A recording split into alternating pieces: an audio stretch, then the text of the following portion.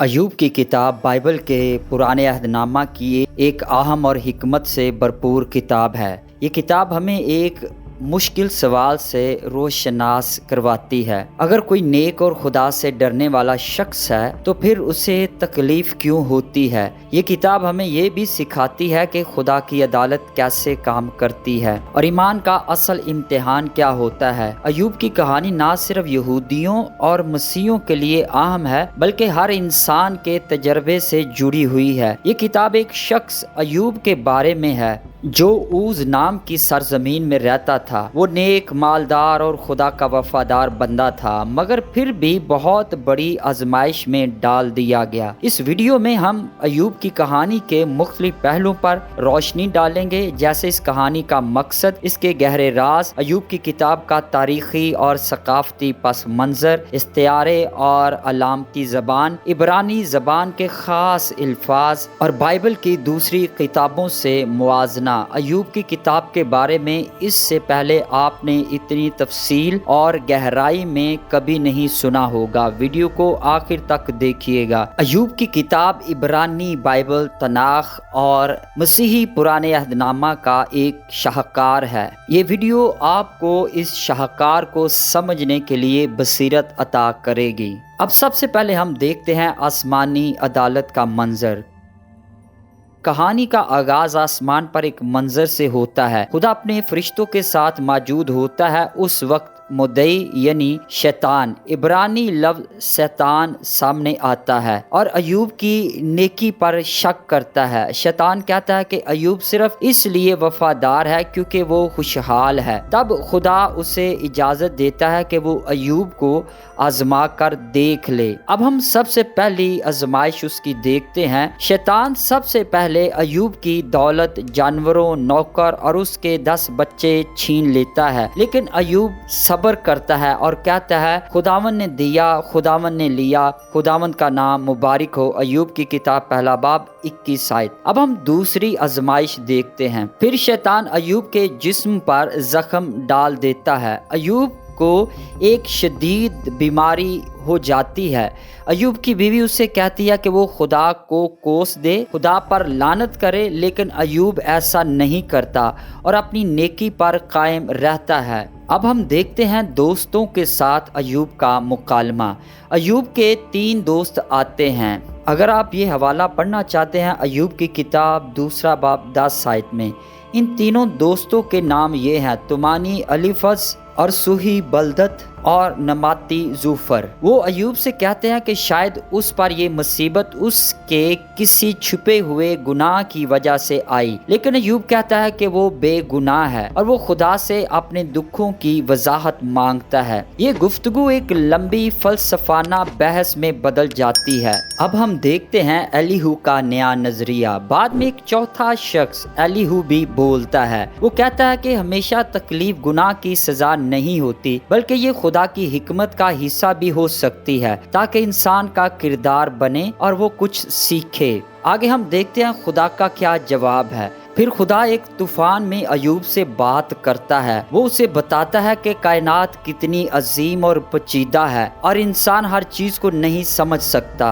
अय्यूब को अपनी महदूद समझ का अंदाजा होता है और वो आजिज़ी से तौबा करता है। अय्यूब की बहाली। आखिर में खुदा अय्यूब को दोबारा बरकत देता है। उसकी दौलत, सेहत और खानदान पहले से भी दुगना बढ़ा दिया जाता है। अय्यूब एक लंबी और खुशहाल जिंदगी गुजारता है और खुदा के वफादार बंदे के तौर पर पहचाना जाता है। वो अपने दोस्तों के लिए दुआ भी करता है और उनकी शफायत भी करता है। ये इस पूरी बुक का मैंने मरकजी ख्याल बयान किया है कि इस पूरी किताब में असल में क्या बात है, क्या वाक़या है। अब हम इसकी गहराई से छानबीन करते हैं। इस्तिआरे और अदब का हुस्न।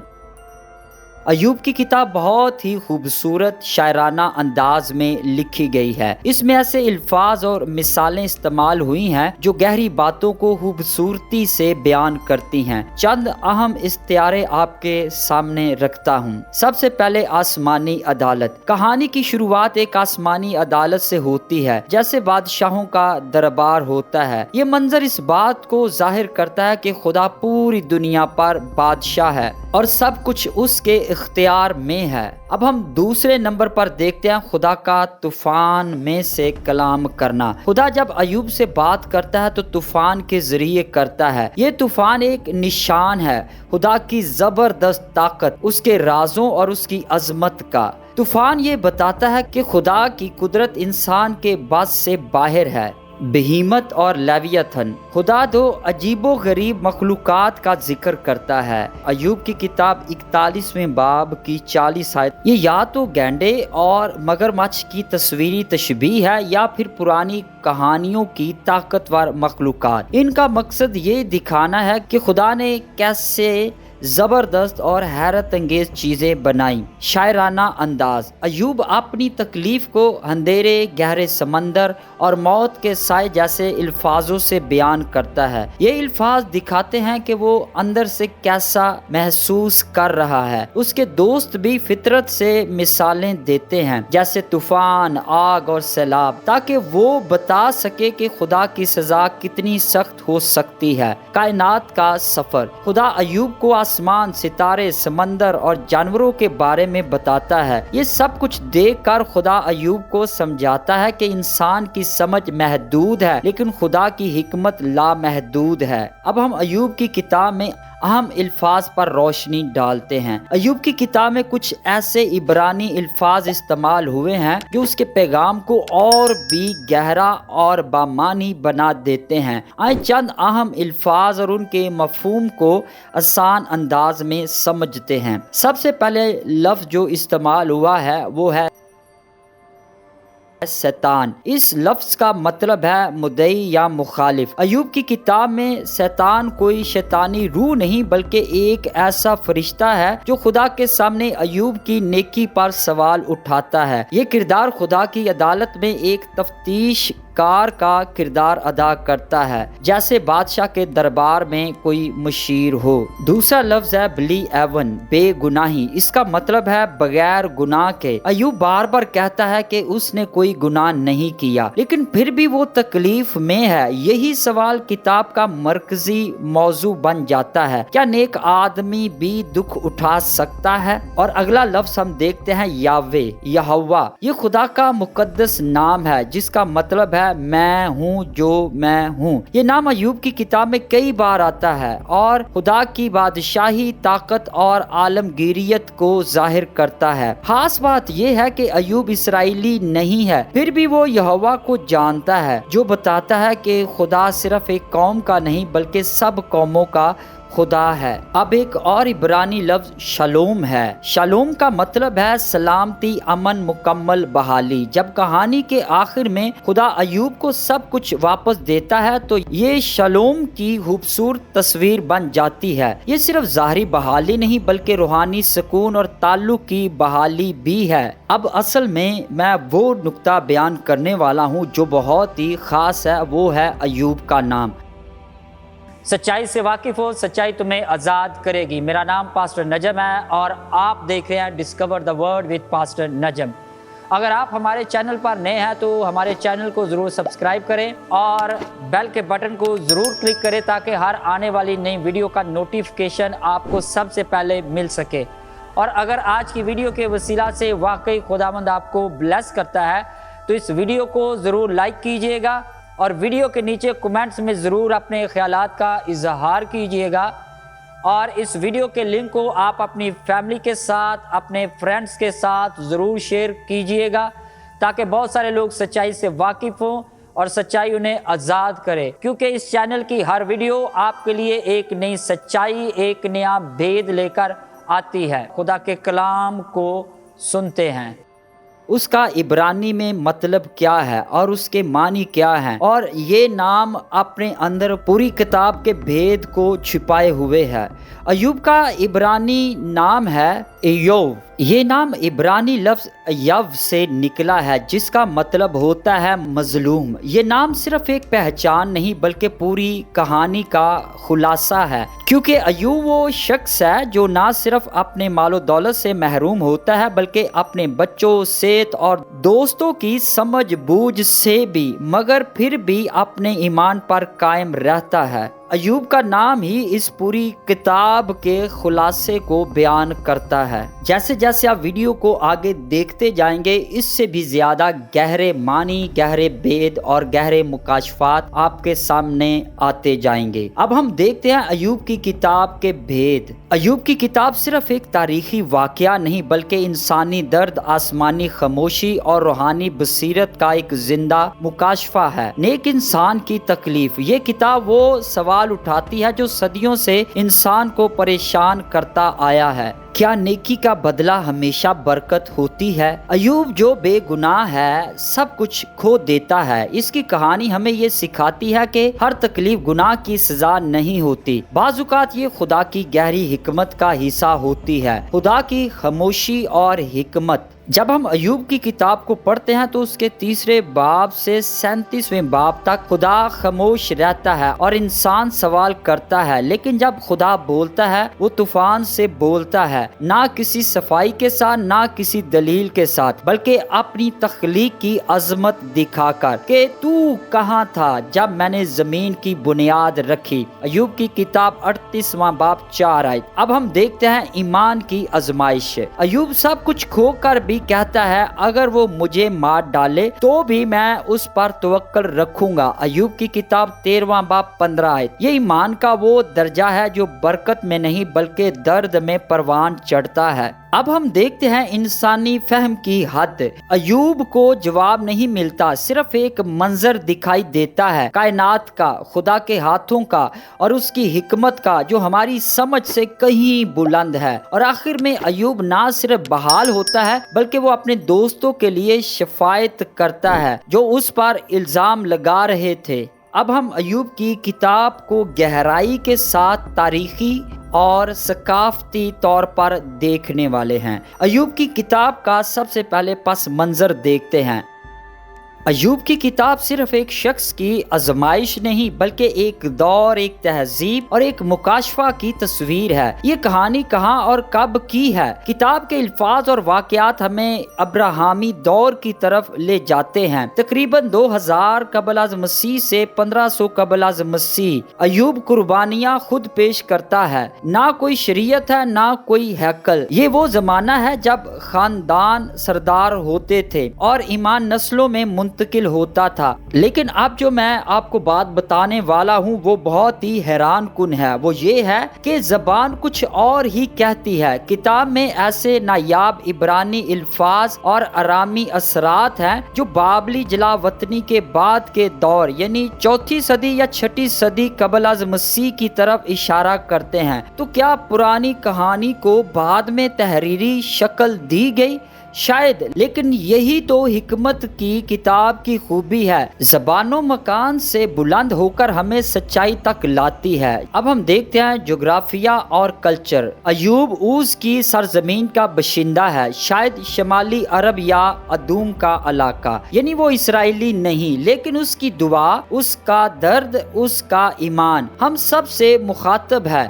عالمگیر پیغام۔ ایوب کی کتاب نہ صرف یہودیوں کے لیے بلکہ مسیحیوں کے لیے، ہر قوم کے لیے، ہر خدا تلاش کرنے والے دل کے لیے ہے، کیونکہ دکھ، سوال اور امید ہر انسان کا حصہ ہے۔ اب ہم اس کو اور زیادہ گہرائی کے ساتھ سمجھتے ہیں۔ قدیم حکمت اور ایوب کی انفرادیت۔ کیا ایوب کی کہانی اکیلی ہے؟ نہیں، قدیم مشرق وسطیٰ کی سرزمین میں بھی نیک انسان کی تکلیف پر سوال اٹھائے گئے، لیکن جو چیزیں ایوب کی کتاب کو الگ بناتی ہیں وہ ہے خدا کا مکالمہ، ایمان کی آزمائش اور حکمت کی بلندی۔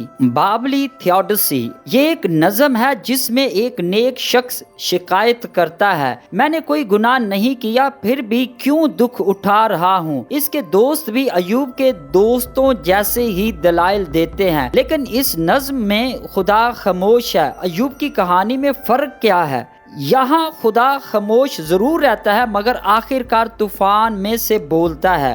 وہ انسان کو اس کی محدود عقل کا احساس دلاتا ہے اور دکھ کے بیچ میں بھی اپنی موجودگی کو دکھاتا ہے۔ اب ہم دیکھتے ہیں سومری نظم، ایک اور نظم جس میں ایک شخص تکلیف میں ہے مگر بحالی کے بعد وہ دیوتاؤں کا شکر ادا کرتا ہے، مگر وہاں کسی گہرے فلسفے یا مکاشفہ کی کمی ہے۔ مصری حکمت۔ मिस्री हिकमत, इपोवियर और उसका दोस्त। वहाँ भी सवाल है, क्या खुदा आदिल है? लेकिन अय्यूब की किताब इन सब से अलग है, क्योंकि यहाँ एक खुदा है जो नेकोबद पर इख्तियार रखता है और जिसकी खामोशी भी हिकमत से बरी है। अय्यूब की इनफरादियत क्या है? यहाँ दूसरे अदब में देवता या तो खामोश है या ला ताल्लुक। अय्यूब का खुदा आखिरकार बोलता है, वो दुख में भी खुद को जाहिर करता है। ये किताब सिर्फ दर्द की कहानी नहीं बल्कि ईमान की गहराई और हिकमत की बुलंद परवाज है। अब हम अय्यूब की किताब को